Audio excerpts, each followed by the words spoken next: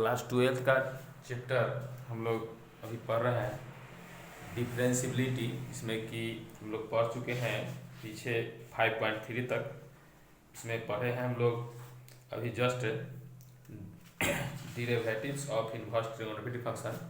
अब हम लोग को पढ़ना है एक्सपोनेंशियल एंड लॉगरिथमिक फंक्शन का डेरिवेटिव्स। ठीक है, तो इसमें derivatives of exponential and logarithmic function जो पढ़ेंगे तो इससे पहले सबसे पहले हमें जानना होगा कि आखिर एक्सपोनेंशियल एंड लॉगरिथमिक जो फंक्शन है वो क्या है।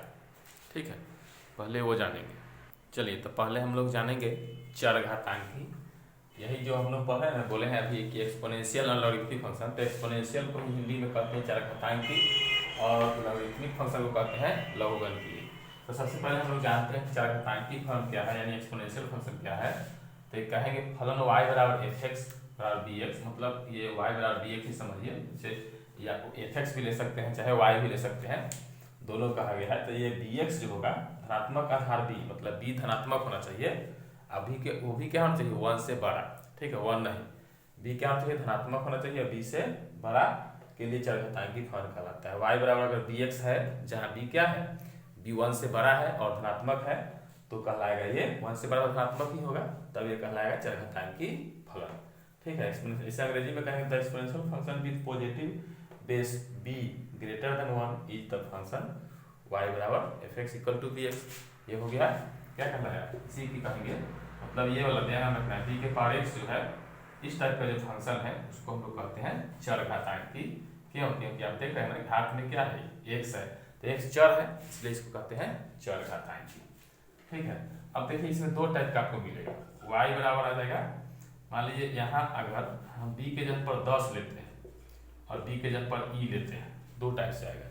b के जगह पर 10 लेते हैं और b के जगह पर e लेते हैं। ठीक है, जब 10 लेंगे तो ये हो जाएगा साधारण, यानी जनरल एक्सपोनेंशियल फंक्शन होगा। ठीक है, इसको कहेंगे साधारण चरघातांकी फलन।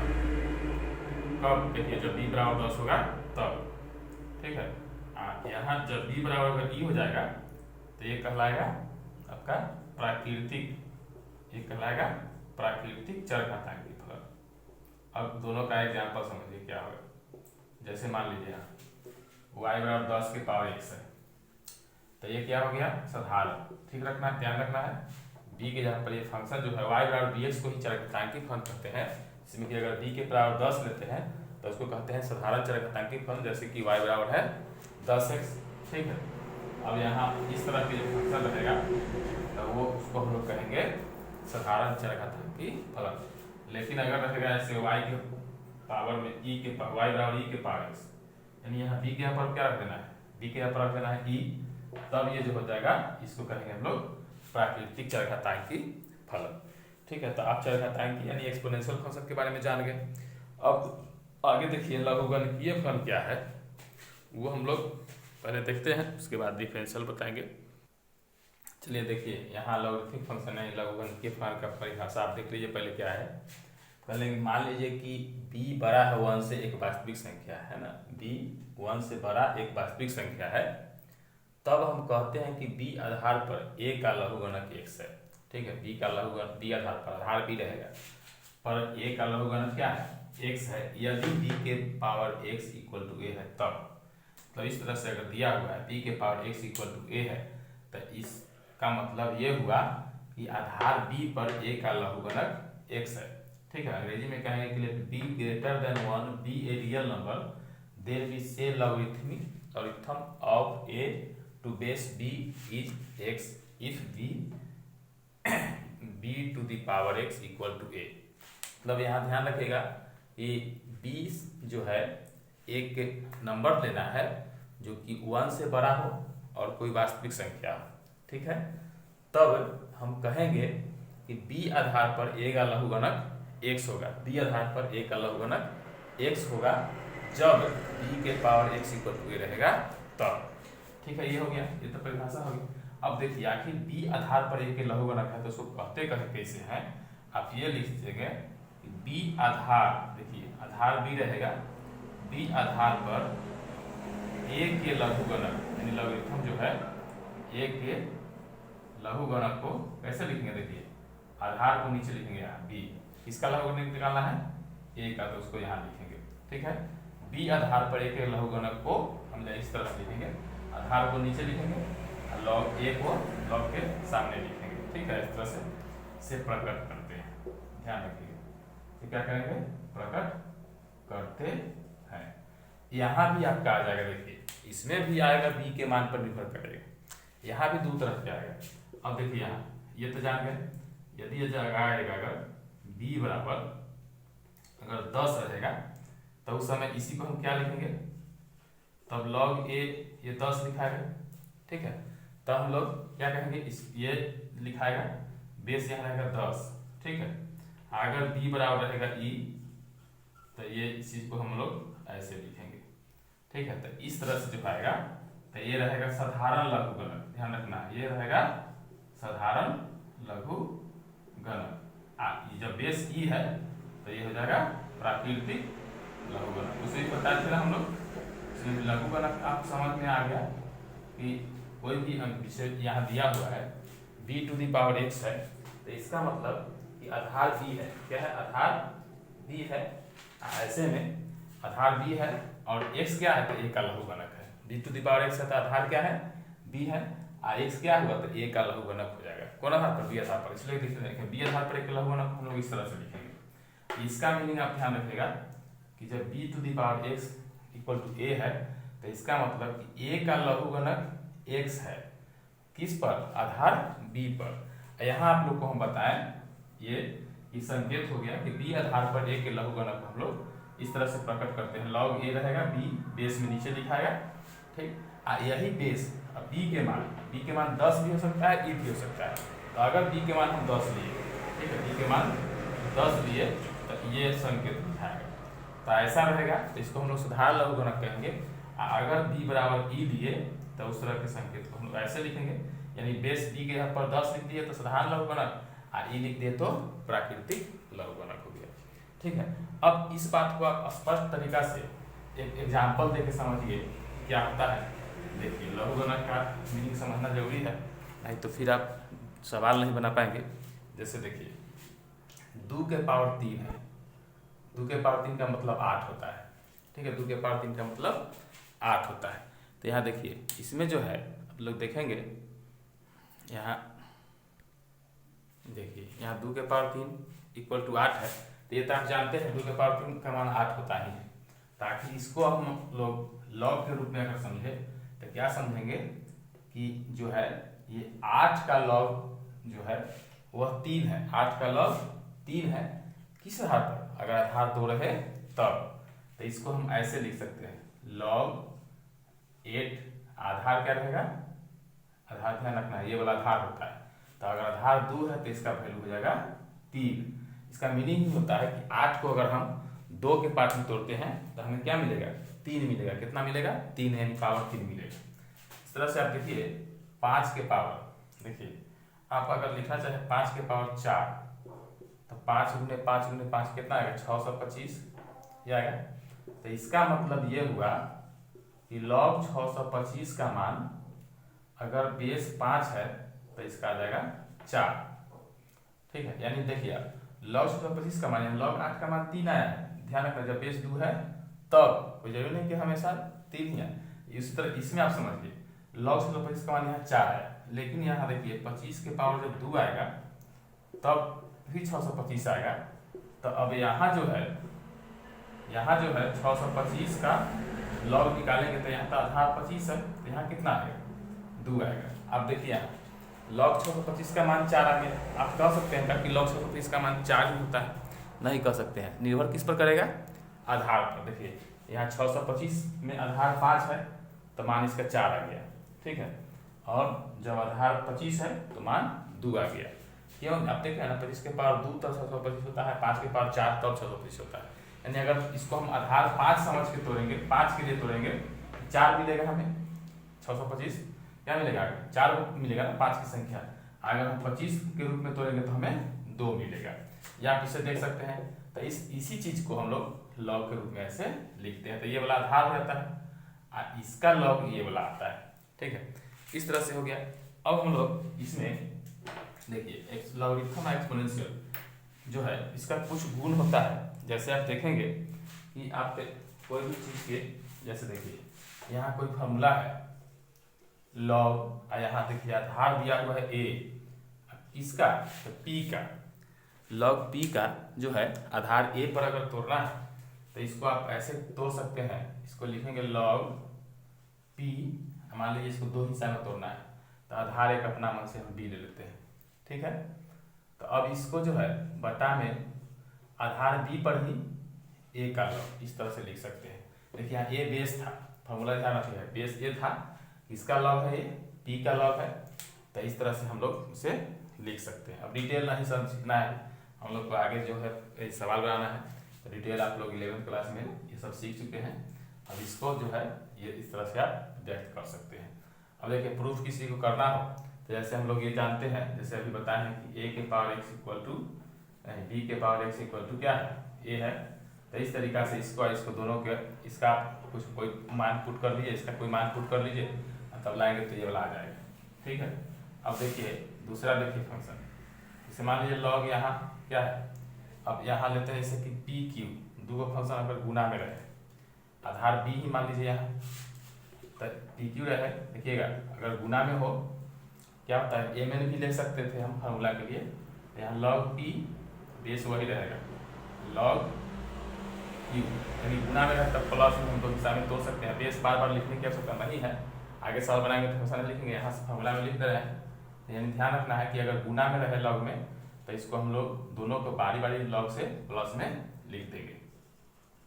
अब रहेगा P बटा Q, ठीक है, आधार वही रहे। ठीक, तो इसको हम तोड़ना चाहें, देखिए गुना में है तो प्लस में, अगर भाग में है तो हो जाएगा माइनस में। ठीक है, गुना में है तो प्लस में और भाग में है तो माइनस में। अब देखिए अब रहेगा, मान लीजिए प्लस में रहे, P के पावर n रहे, पावर में है यहाँ P के पावर n रहे, तो इसका फॉर्मूला क्या होता है, पावर पीछे आ जाता है, लॉग में पावर क्या आ जाएगा, पीछे हो जाएगा। ठीक है, जो पावर रहेगा वो पीछे आ जाएगा। ये चार फॉर्मूला है लॉग को तोड़ने के लिए। ठीक है, डिफरेंशिएशन के लिए फॉर्मूला है कि अगर y बराबर रहेगा अगर e के पावर x, ठीक है, e के पावर में x रहेगा तो इसका डिफरेंशिएशन होता है dy by dx equal to e के पावर x। ध्यान रखिएगा इसका डिफरेंशिएशन यही होता है, ये याद रखना है आपको। और अगर y बराबर रहेगा log x तो इसका हो जाएगा dy by dx equal to 1 बटा x।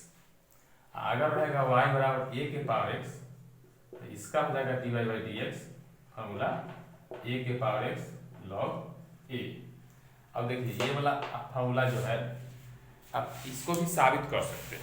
ठीक है, अब यहाँ साबित तो यहाँ करना नहीं है, यहाँ आप चाहे तो देखिए e के पावर x को, अब थ्योरम है ये, अब यहाँ प्रूफ जो है थ्योरम ध्यान रखिएगा, यह दो गो थ्योरम है जो कि e के पावर x अगर रहे तो उसका डिफरेंशिएशन करेंगे तो e के पावर x ही रह जाएगा, log x रहे तो उसका डिफरेंशिएशन करेंगे तो 1 बाई x हो जाएगा।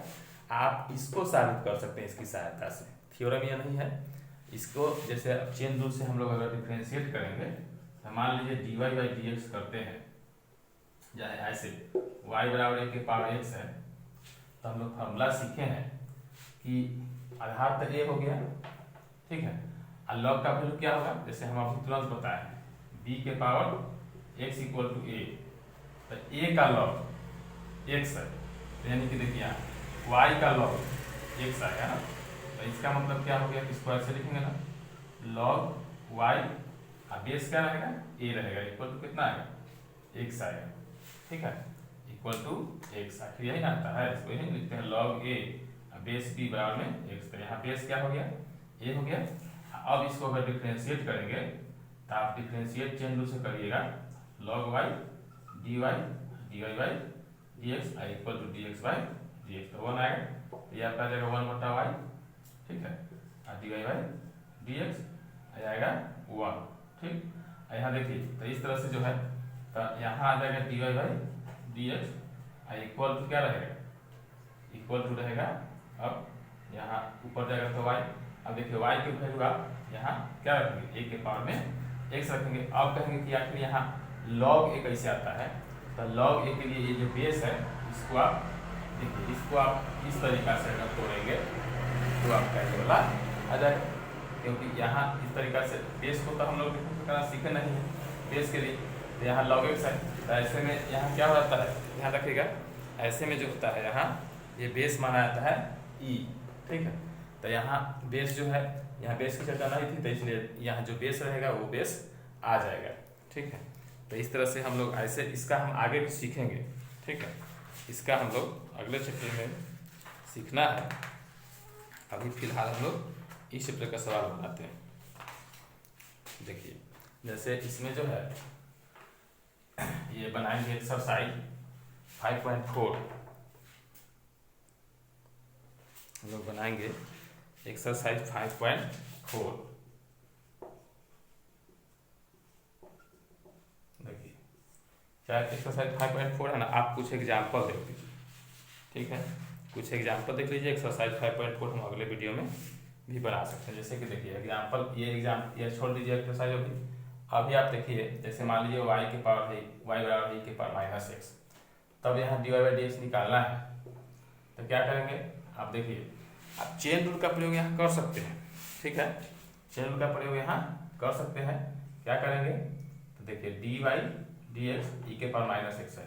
तो देखिए हम लोग फॉर्मूला सीखे हैं, e के पावर x dx तब e के पावर x, मतलब एक e के पावर जो भी रहेगा उसी के सापेक्ष करेंगे तो e के पावर x आएगा, ठीक। तो इस तरह से हम लोग इसको चेन रूल लगाएंगे। तो d e के पावर -x है, तो नीचे हमें -x लिखना होगा, नीचे लिखे तो फिर ऊपर लिखना है तब x, तो e के पावर -x हो जाएगा। और यहाँ क्या आ जाएगा, ये -x है, तो इसका डिफरेंशियल क्या हो जाएगा, x का तो 1 होता है तो -x का -1 हो जाएगा, तो यही आ जाएगा e के पावर -x। अब मान लीजिए अगर कोई फंक्शन ऐसे रहे sin log x, तब यहाँ dy/dx निकालना है। तो क्या करेंगे, d sin log x by dx, तो क्या जाएगा d sin log x बता में d log x है, ठीक।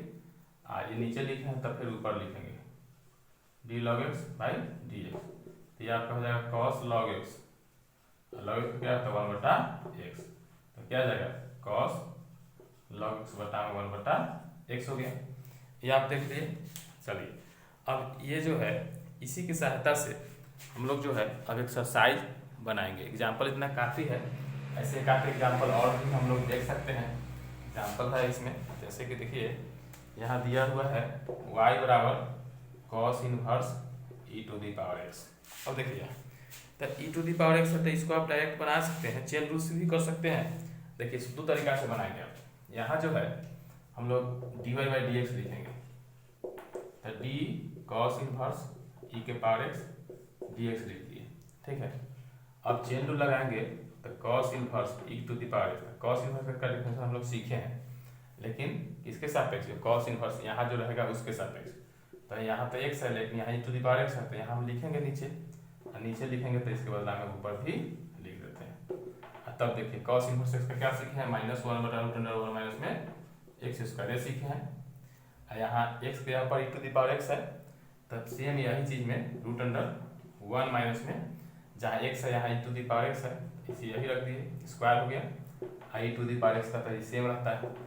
ये क्या आ गया, देखिए माइनस में e to the power x, ये वाला यहाँ लिया, हो जाएगा 1 माइनस में e के पावर x के पावर में 2 है, ताकि इसको क्या लिखेंगे आप, e के पावर 2x। फॉर्मूला सीखे हैं 8th क्लास में, m तो क्या होता है e के पावर mn, उसी अनुसार से हो गया ये, ठीक है। अब देखिए इसी सवाल को हम एक तरीका से और बनाएंगे, वो कैसे बनाएंगे वो आपको दिखाते हैं। देखिए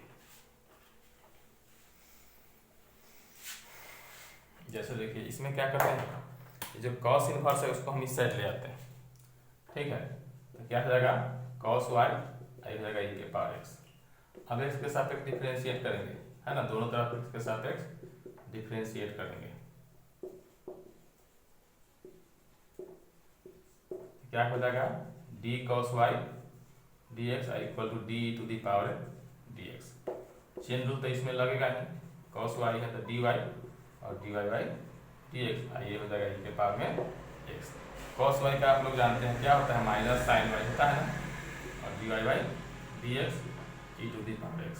अब आगे बढ़ेंगे तो ये dy बाई dx, तो इधर हो जाएगा e के पावर x बताए माइनस साइन y, तो माइनस को आप ऊपर लिख सकते हैं e to the power x, और साइन y को ऐसे लिख दीजिए 1 माइनस में cos स्क्वायर y, फॉर्मूला होता है साइन y का। अब देखिए तो यहाँ cos y के यहाँ पर रख देंगे मान e to the power x, तो रूट अंडर 1 माइनस में हो जाएगा e to the power x की पावर 2, तब फिर वही आ जाएगा e to the power x और 1 माइनस में e to the power x, ये हो गया 2x। तो इस तरह से भी आप बना सकते हैं, ठीक है। अब देखिए इसमें एक टाइप से और देख लीजिए, इसमें तो हो गया ये इतना हम लोग देख लिए, अगर एक टाइप से और रहेगा कैसे बनाएंगे,